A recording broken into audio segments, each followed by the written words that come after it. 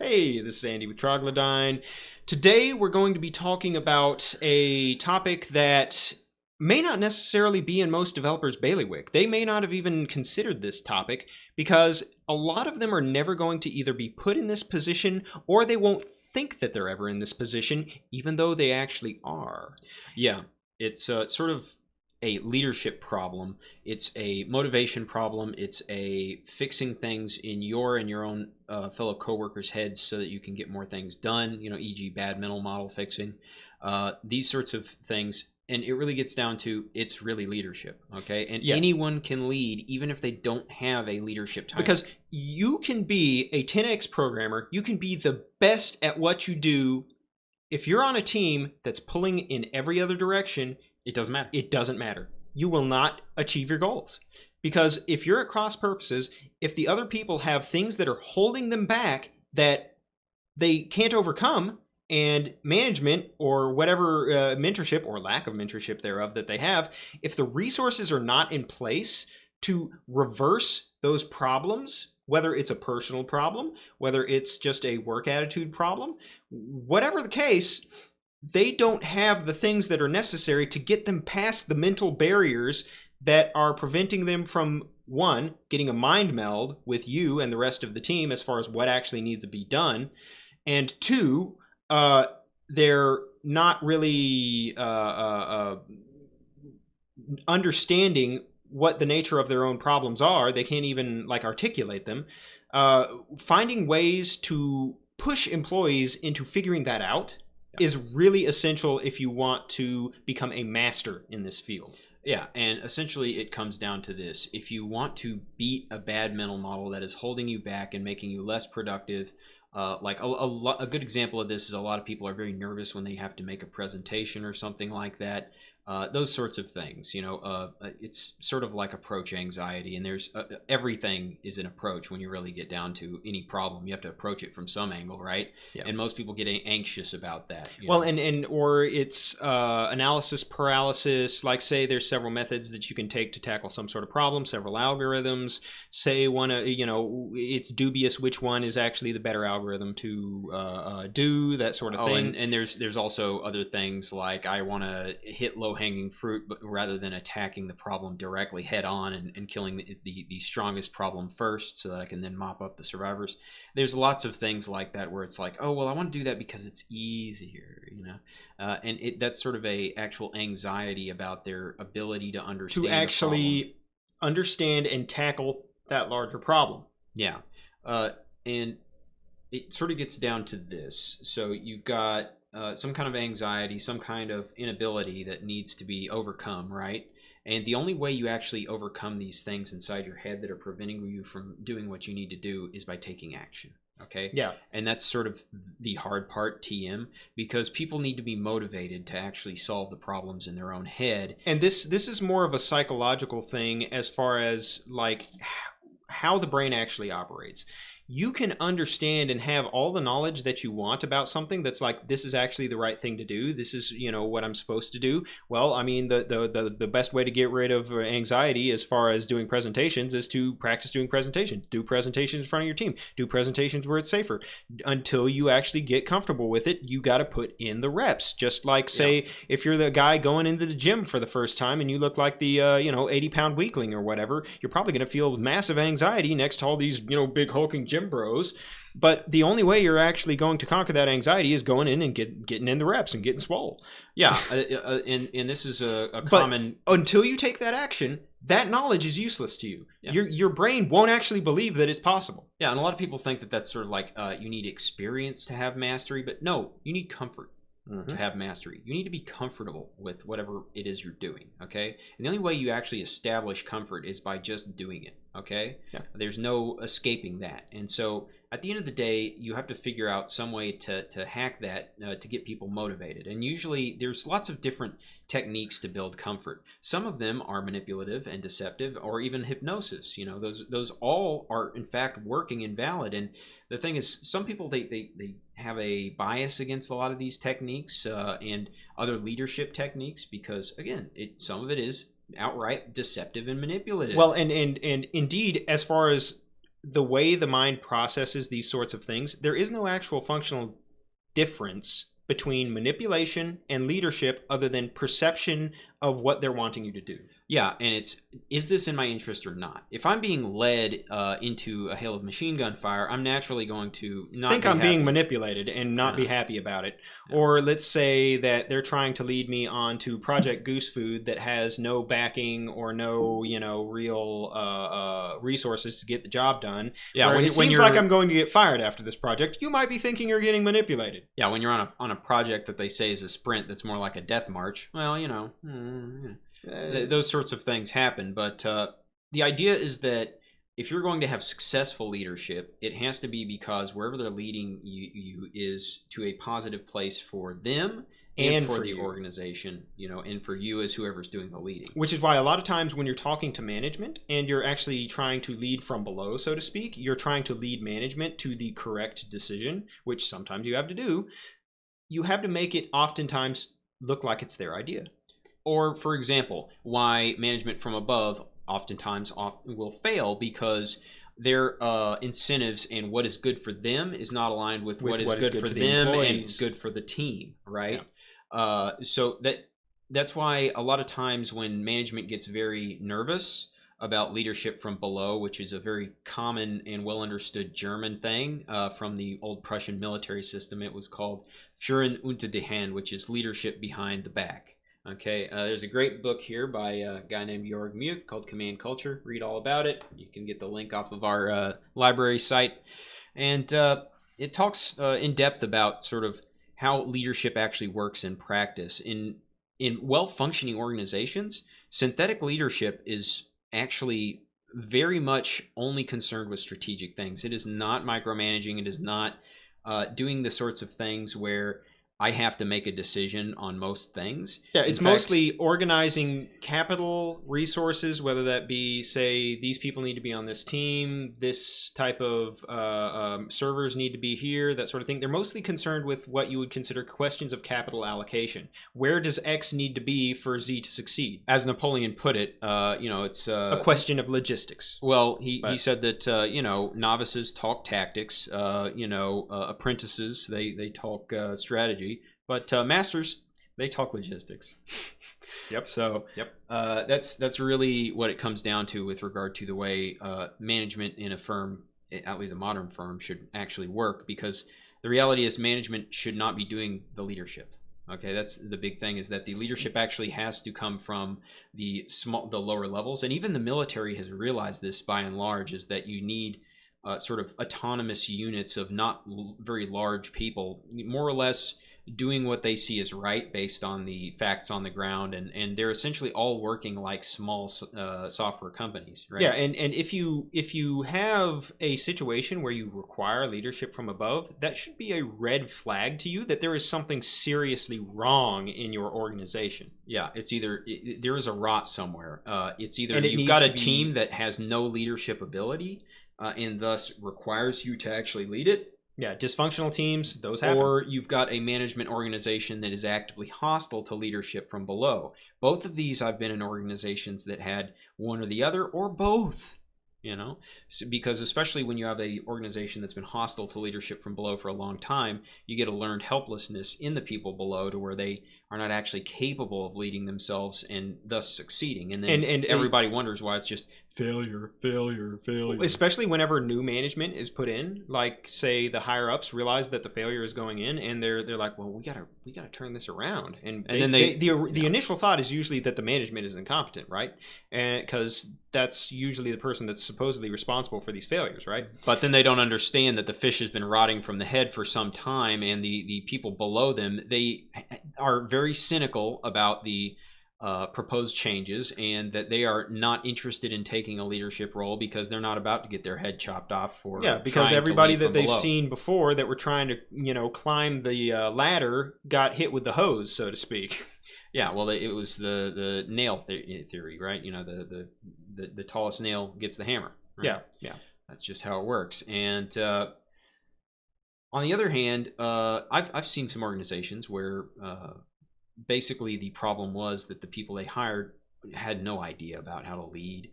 They had no idea how to correctly function as a team, and in those sorts of cases, it's like I'm kind of curious why a lot of these software organizations they adopt Scrum, they do all these sorts of things, which is sort of built to reorganize your organization essentially as though it is an entrepreneurial firm that is contracting out work to a bunch of different subcontractors. And I start to wonder to myself, well, why don't you just subcontract? Wouldn't it be cheaper and more effective? But because generally subcontracting houses that don't kind of go under after a little while, they kind of know how to do leadership. It's just sort of a thing that you have to do to survive as a business. But no, they decide I'm going to have my own little teams and do all this sort of stuff and essentially play house as though we've got these little contractor teams and so forth like that. And the more they do that, the less likely it is they actually have real leadership coming from inside the teams, which means more and more dysfunction. And that's probably why they get that sort of attitude of hostility to leadership from below, because if they actually did like leadership from below, they would be comfortable with the idea of subcontracting out these things and trusting other people that they have contractual relationships with, which when you put it that way, isn't that kind of what you got with your employees? It's just the other people you got contractual relationships with, isn't it? Oh, yeah. And this is why you see the Scrum business has exploded in corporate America, because that sort of pathology is not unique at all. It's actually rather widespread. And Scrum is the type of layer on top of it, on top of Agile methodologies, which are actually a pretty good idea, Agile at its core and all that sort of thing, to deal with the fact that they tried to adopt Agile, but they failed. Whoops! From years and years and years of being waterfall, their employees were already demoralized and burned out. And what they did instead was, well, okay, I don't have any sort of performance metrics or anything like that, any sort of way to introspect the process with just normal Agile. So they imposed Scrum upon it so that they could get metrics and all that sort of stuff, and also impose a layer that could crack the whip, so to speak, a little bit more effectively on the teams. But even then, when they're playing their planning poker, when they're doing all their little Scrum exercises that have sort of turned into a bizarre cult, it's all a substitute for the fact that they don't actually have market information guiding their decision making. It's like every Scrum estimate that I've ever seen in these corporations is it's hogwash. Whose line is it anyway? Where the actual points don't matter. And it may as well be an improv class. And the fact is, if it was just a contracting relationship, well, then guess what? The estimates do matter. Yeah, because that's billable time that you contracted for, and if it goes over or it's under, you're still paying the same. Yeah, it's gonna get done. Get over it, and then there's actually an incentive to correct your estimates, which means that you're more likely to succeed in the future. Which is the reason why your estimates, because meeting your estimates actually has some real penalties. There's some real skin in the game. I've worked at companies where there isn't any real skin in the game for failure. Okay, maybe you don't get a bonus or something, like say some other team that fulfills their commitments or something, but you don't get fired for failing. Which as a contractor has, you're going to get fired, basically. They're not going to rehire you if you fail to deliver. And unless you work for the government. Well, that if you're talking about pathological organizations, that's patient zero. But yeah. And it's sort of bizarre that that's the way it ends up. But, they also are not subject to market forces, which kind of explains why they're also not particularly intelligent with regard to allowing incentives to do their zesty magic. But the point is, whenever you're in this situation as a developer, you're still facing this same problem. And so how do I solve these problems? Because if I'm a developer and I'm stuck on a team with demoralized and burnt out, checked out, or going the other direction guys that are going to make my team fail or something like that, that's going to look bad on me, well, what should I be doing? If nobody else is going to lead, well, I got to do it. So how do I do that? Yeah. And like I said, a lot of it is these sort of comfort building techniques, which are not necessarily hypnosis. Some of them are rapport building. They're all about getting people in a frame of mind where they're comfortable enough that they can actually feel safe enough to do something that's outside of their comfort zone. Right, and the actual aim of, say, a retrospective for, say, the Scrum process is to try to do this, but for the most part, people don't actually understand well enough human psychology or that sort of thing, or leadership or anything like that, to competently lead a retro. So for the most part, it turns into kind of like kindergarten get to know you games. Yeah, and the other thing is that the sort of the legal environment around corporate is becoming increasingly hostile to people getting outside of their comfort zone, you know? Oh, yeah. Because, I mean, man, that really triggered me. I'm just telling you. Oh, yeah. Well, if someone is outside their comfort zone and they want to tattle to management, yeah, you're probably fucked. But that's just the way it is. And that's the risk. And that's one of the risks you're going to have to take if you actually want to be effective as a worker, is that you're going to have to accept that getting people outside of their comfort zone so that they can actually start to succeed, and getting yourself out of your own comfort zone so that you can start to succeed, it's going to make enemies eventually. You will eventually get fired for doing sort of these things. Yeah, because, like, okay, let's say that I know another guy at work that you can see their problem. You can see it clear as day. They're being lazy.